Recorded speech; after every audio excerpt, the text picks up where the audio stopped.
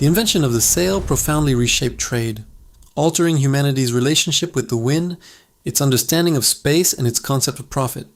This innovation transformed technical tools into economic drivers, revealing how risk and wealth became dynamic processes that reshaped human behavior and economic thinking. Historically, the sea resisted humans. Every movement depended on muscular strength, silently limiting trade. Oar-powered navigation created a world of short distances, familiar coastlines, and predictable routes, where profit was cautiously measured. Human endurance dictated routes, centralizing trade and making risk purely physical, tied to immediate dangers like natural events, hunger, and thirst. Long journeys were deemed foolish, and returning was a safeguard. The sail's emergence shook this instinct, movement's source separated from the human body, handed to an invisible force. This surrender, initially appearing as weakness, created freedom and extended distance. Wind became a variable to be read and calculated, fundamentally changing trade's relationship with time. Time management became crucial. In oar-driven environments, time was a linear progression where strength diminished. With sails, time became fluid, changing with wind direction. Adaptation to conditions, not rushing or waiting, became paramount. Trade shifted from passive flow to calculated decisions. Profit came from catching the right moment, not just covering distance. The sail also rewrote risk. It evolved beyond storms to subtle, consequential decisions. Wrong season departures, misreading wind, or late arrivals. Trade moved from physical courage to intellectual preparation, demanding informed merchants. Distance, once measured by fatigue, was now calculated on maps, expanding market choices and trade's geography. Profit transformed too. It became the difference created by the route, connecting centers and peripheries. Local goods gained global demand potential, turning trade into a systematic flow. As sailing trade grew, ownership concepts deepened. Questions of belonging, risk-bearing, and profit attribution led to legal and financial thinking across oceans, governing trade with non-physical rules. Wind-powered ships elevated trade from a local game to a field requiring long-term planning, linking humanity's future-oriented thinking to practical necessity. Merchants had to consider future seasons, winds, and markets, spreading economic thought across time. The sail became a cognitive instrument, shifting human power from direct exertion to strategic direction. This distinction between carrying and managing became the bedrock of trade's development. Sailing trade bound risk and profit tightly. Greater distances meant both greater potential gain and loss. This duality transformed trade from an act of courage into one of calculation, forming the foundation of economic behavior. The sail also began to carry information, accelerating news flow between markets. Faster information transmission tightened market integration and increased price interactions, turning trade into an interdependent system. This interdependence transformed trade from an individual adventure into a collective activity. A voyage's success depended on decisions of ports, producers, and buyers, making the sailing world a social network where every decision rippled outwards. The changes initiated by the sail extended beyond increased speed. Risk, distance, and profit were redefined, moving trade from human physical limits to the boundaries of thought. This silent but decisive turning point in economic history made trade a game for those who could manage it. Understanding this transformation requires focusing on how human decision-making mechanisms changed. The sea became a planned temporal space, not just a surface to cross. While oar-powered journeys were limited by human endurance, the sail transcended this biological boundary, detaching decisions from muscle and aligning them with the wind's rhythm. This created a distance between human power and time and trade. Wealth traveled, not the merchant's body. This laid the foundation for a deep shift in economic thinking, as decisions, not bodies, were sent on journeys into a future of calculated probabilities. Trade began to transform risk from simple danger into statistical probability. With sailing trade, distance was reshaped again, measured by time and wind direction rather than physical fatigue. This increased the economic importance of maps, sea routes, and seasonal cycles, making knowledge a more valuable resource than physical strength. This rise of knowledge fostered a new social class in trade. Being strong was insufficient. One needed to read the wind, observe the sky, and analyze port news. These skills created a hierarchy between decision makers and executors, centralizing trade structure. Capital also reshaped. Sailing voyages demanded larger initial costs, distributed among multiple parties.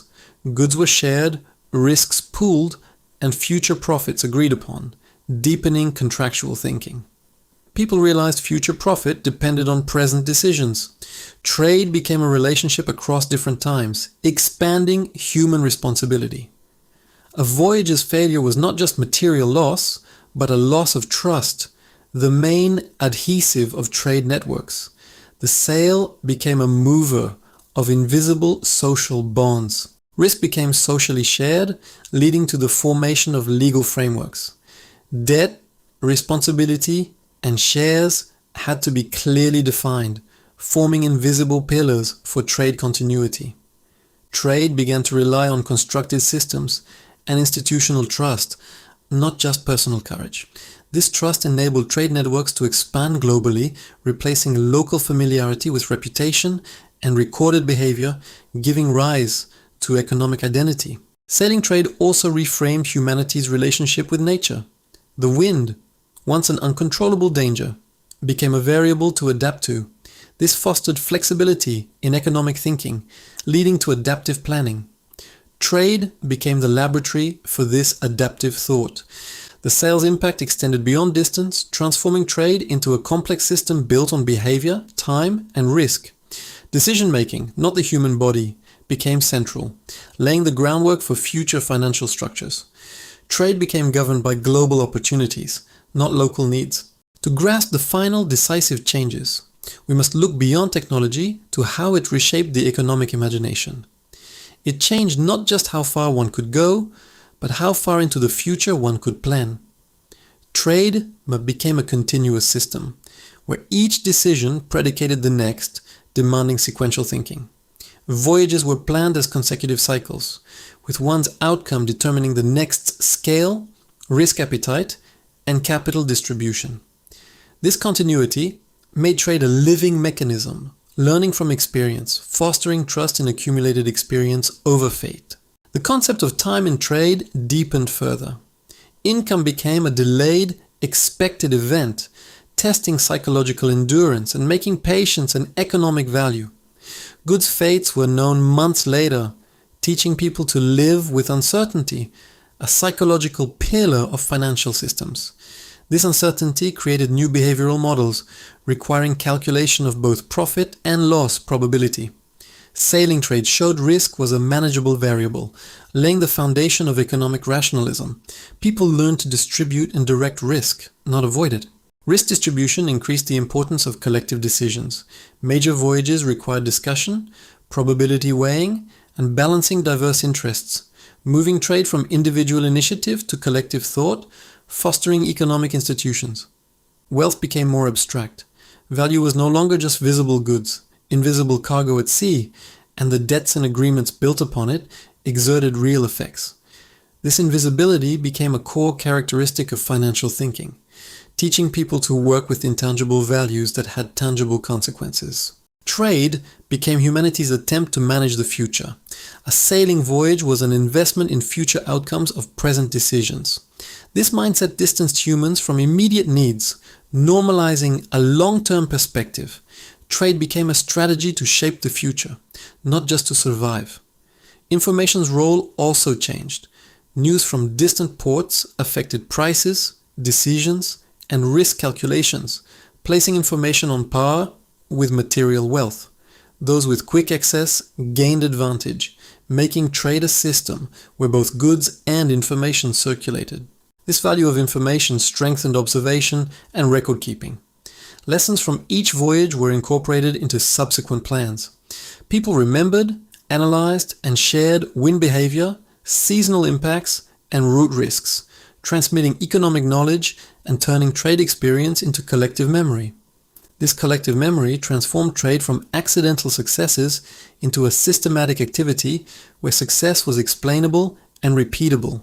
This repeatability stabilized trade, increasing capital scale and fostering trust in long-term continuity over single voyages. Continuity also changed responsibility.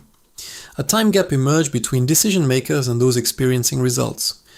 A decision affected others months later, leading to economic ethical concepts.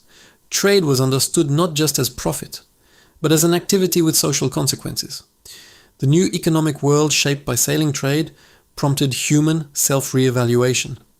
Humans adapted to and read nature, rather than fighting it. Wind couldn't be controlled, but understood, centralizing this understanding in economic thinking. Plans harmonize with nature's rhythm. In conclusion, the sail transformed trade from local exchange to a global network, fundamentally changing how humans perceived the economic world. Trade was no longer just about going from one place to another. It became about when and with what probability one could return, and how. This laid the foundation for all subsequent financial systems. Two questions stand out. Would you have risked all your wealth on an uncertain sailing voyage, or settled for safe local trade? And in a world where risk is so planned, does profit's moral value diminish, or does planning make it more meaningful? Share your answers in the comments to join this historical thought chain. If you wish to explore such world-changing inventions from a financial perspective, subscribe and like the video. What simple tool or invention in history changed financial thinking for you, and where do you see its impact? Share in the comments to deepen the discussion. Thank you for your attention, and stay tuned for more videos in this style.